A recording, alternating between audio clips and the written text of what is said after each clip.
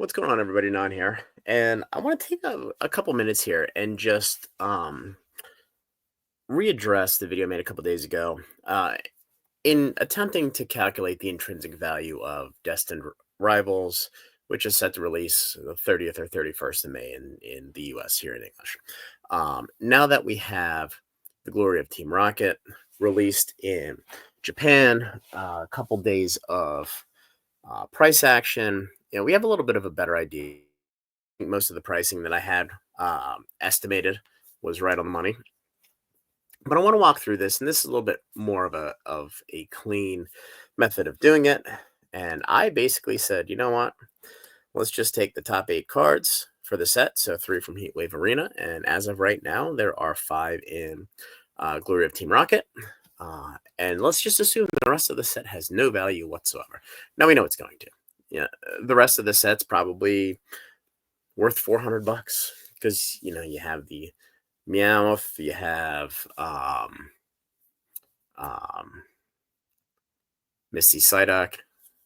There's a bunch of cards, and if I wasn't under the weather, I would probably remember most of them, but I didn't even write them down. So, because quite honestly, it doesn't matter. So anyway, Heatwave Arena's been out for a month, so these prices are effectively mature. People have been ripping this forever, so we're going to assume that the Japanese price currently is a normalized Japanese price. For Glory of Team Rocket, we're going to cut it in half. So we know the pricing is going to come down.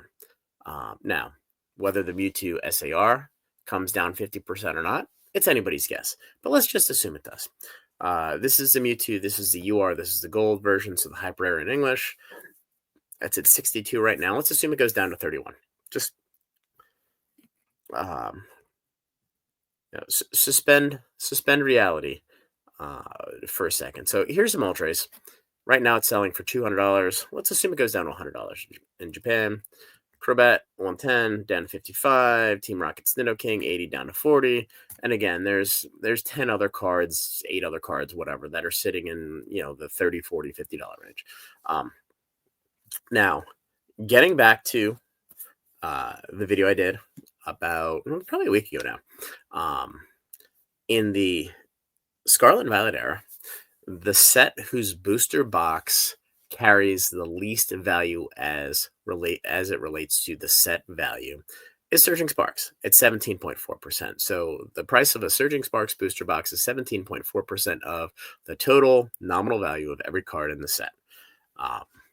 You can nitpick it, you can accept it for what it is, but it is a clean, it's a clean calculation. Now, what we also know is that in Surging Sparks, the Japanese to English multiplier across the board averaged out to almost perfectly 2.0. Now, in Prismatic Evolutions, that number is closer to 2.5. But as we know, that number is skewed because people aren't opening the packs because they're so goddamn expensive. They're taking the ETBs and the sealed product and they're throwing it on shelves and saying, why would I open it? Why would I take the risk? Which, quite honestly, is what's going to happen with this wave of the reprints coming. People are going to throw them on shelves somewhere, and when the ETBs hit a couple $100 in the future, they're going to sit there. And quite honestly, that's the Pokemon Company's problem to solve. And there's no solution because the pull rate's so bad. They can flood the market with these, and all it's going to do is stockpile on shelves somewhere. It's not going to have any impact on the price. But I digress. So moving on to the multiplier. So here's your English price, 2x, Cynthia's Garchomp, $470. I don't think anybody's going to dispute that. It may sell down to $400. It may be at $500 at some point. But either way, $470 is right within the realm of where it's going to be. Ethan's Ho-Oh, $300. Ethan's Adventure, $130. Now, this is a little weird because these cards normally don't translate as well into English. But that's okay because there's 4 other cards behind them that are selling for $30, $40 in Japanese that I ignored. So if I'm high here, I have plenty of hedge. So this set, at the very least, is going to be worth $900. So anyway, so Mewtwo SIR, 2x the Japanese price at $400.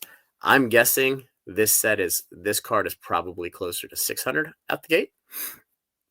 I can't imagine it's going to settle at $400. I mean, we saw what happened with the with the Pikachu EX and Surging Sparks. It came out, it shot up to 650, it sold back down to 500, sat there for a while, and then it slowly eroded value down just as time has passed. But either way, I think this 400 is low by at least $100, especially if the Cynthia's Garchomp's going to be at 470 ish. You could swap them if you want. Has zero impact on the math. So the gold version, 62. I quite honestly, I think this is gonna follow what the Pikachu Hyper Rare was. Only this is a much cleaner card. It's not as goldy, if you like. It's easier on the eyes. It's gonna be $100 card. Moltres, $200, probably about where it needs to be. Crobat, 110. Nidoking, 80. We're gonna have a lot of these cards, and this to me, it's kind of like the second tier cards in Surging Sparks. So anyway, assuming nothing else, the price of the combined set is going to be $1,752. So there's going to be $250 of other value. So assume $2,000. So the reason why the booster boxes are so expensive, and sure, it's demand. Of course, it's demand. Lack of supply to some extent. But the sets keep getting fucking better. That's the real answer. Let's go back to early Scarlet Violet. SV base, shitty set. No real headline card. Paldea Evolved, shitty set. The Magikarp kind of came out of nowhere. Obsidian Flames, yeah, Charizard. There's 17 of them. They're easy to pull. Open 3 packs, you get 5 copies of each. Fuck off. Yeah. Shitty set. Paradox Rift, no real headline card. Now some of the cards have come back since then, but no real headline card. Temporal. Raging Bolt, yeah, super playable, but no headline card there. Get to Twilight, no headline card there until Greninja magically had its buyout in October and the set went nuts. Now you have that set, you have that card there, and that's a card that kind of set everything off. So you go to Stellar Crown. Nobody gave a shit about the Terapagos. You have the Bulbasaur and the Squirtle. But quite honestly, if they were SIRs, that box would be worth more. IRs, they're easy to pull. So then you move to Surging Sparks. Now you got your Pikachu, get your Latias. You have a bunch of cards that people want. Cerulean Edge, which is a badass looking card. You get a Journey Together. Probably a set that really doesn't have a card that sticks out. And now you have Destined Rivals. You have Mewtwo. I mean, all these cards are nostalgic for people. So when they make good sets, nobody gives a shit what your opinion is or my opinion. The market doesn't fucking care. People are going to buy the set. People are going to want the cards, and it is going to drive the value of the cards up. If this is anybody's fault, the fact that the prices are going to be $300 boxes, it's because the set's really damn good. Whether you like the art or not, it's irrelevant. The market has spoken, and this is where the prices are going to be, because this is where the prices are right now. So, even with the barest bear case and Surging Sparks, which has the lowest value, you're at $300 a box. Now, let's take the mean. So the average of all of the Scarlet Violet sets, as it relates to the set value, is about 22%. Now you're pushing $400 per booster box. No, I don't think it's going to get that crazy. But quite honestly, if the boxes have an intrinsic value of $300, there's no way in hell it's going to ever sniff anywhere close to MSRP. And this is the problem with a lot of the talking heads on YouTube. You have to have an ounce of analytics to look at the math and say, well, if the box is worth, or if the set's worth $2,000, and I have, say, I have a 25% chance of pulling a $400 card, right? The box ain't going to be worth $100. It's not going to sell for $160 or $200.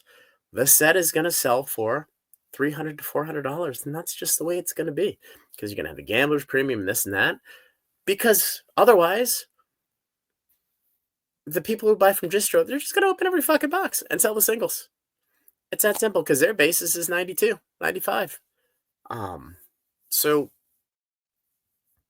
For those of you who don't understand why the set is priced where it's priced, it's because the value of the cards in the set is going to be the highest of any set in Scarlet and Violet, obviously next to Prismatic Evolutions. It's just going to be. And they can dump these and dump these and dump these on the market, but, you know, they blow them through distribution. Stores are going to sit on them, or they're going to sell them for $300 at some point. They're going to get their price. So again, this is a situation where supply and demand is far less relevant because the value of the cards in the box is fucking phenomenal because they've done a great job with this set. And again, whether you like the art, you don't like the art, the Pokemon company doesn't give a shit, the market doesn't give a shit, and I don't give a shit. At the end of the day, people are going to buy the set, and it is what it is. Spend your energy accumulating Sword and Shield stuff that's out of print. Look at Chilling Reign, Brilliant Stars, Astral, Silver Tempest. It's all super cheap. Anyway, guys, subscribe to the channel, like the video, join the Discord, and have a wonderful evening.